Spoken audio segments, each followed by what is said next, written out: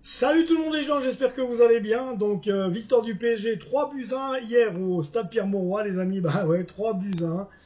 Après avoir gagné 4-1 au Havre. Ensuite 6-0 planté contre Montpellier la semaine passée. Eh bien c'est 3 buts 1 aujourd'hui face au LOSC. Et là on est un peu plus rassuré parce qu'on se disait bien que le LOSC, voilà, c'est quand même un gros morceau du football français. Donc moi personnellement ça m'a rassuré parce que je me suis dit mais que vaut Montpellier franchement, que vaut le Havre.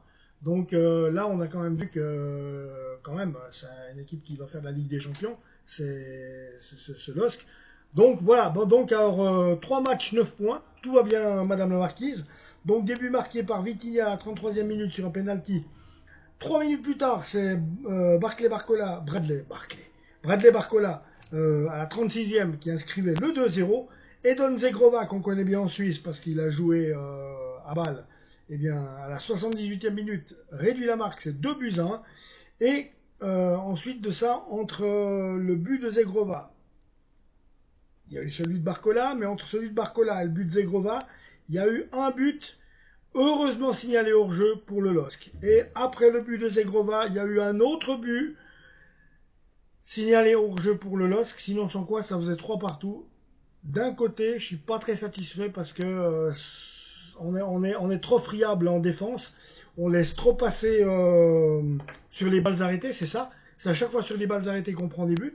Et ça va pas. Et ça va pas. Hier, s'il y a pas hors-jeu 2 fois, on est à 3-3. On se fait faire une remontada 3-3.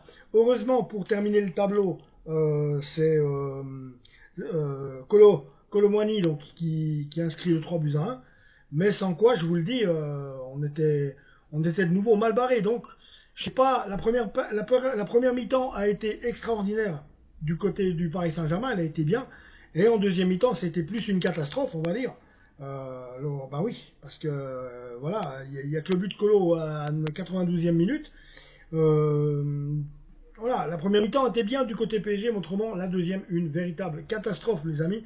Donc, raison pour laquelle ben voilà, là on a eu de la chance quand même. Alors la compo de l'équipe c'était un 4-3-3 instauré par Luis Enrique avec Gigio Donnarumma dans les buts, Achraf Hakimi en défense avec Marquis, Pacho et Beraldo, milieu de terrain Nieves, Vitinha, Zahir Emery, attaquant Dembélé, Ousmane de son prénom, Marco Asensio et Bradley Barcola.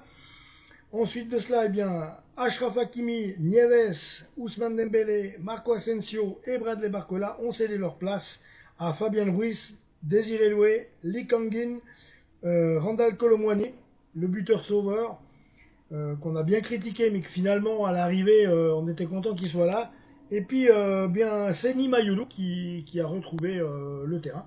Donc, ce jeune à qui on souhaite que du bon et qui on peut faire confiance.